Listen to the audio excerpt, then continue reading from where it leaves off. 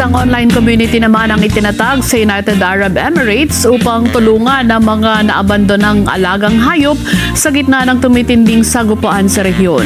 Ang No Pet Left Behind UAE ay binuo bilang ilang araw mula nang magsimula ang mga pag-atake at mahanapan ng amo o mag-aalaga ang mga nabandonang alagang hayop.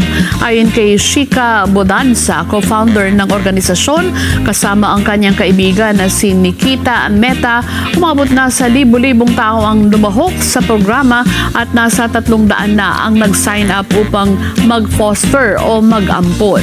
Malaking tulong ito sa mga shelter dahil sa tumataas sa bilang ng mga hayop na iniwan sa kanila dahil istrikto ang patakaran sa mga airline, kaya hindi sila pwedeng isama ng kanilang mga amo sa pag-alis sa bansa.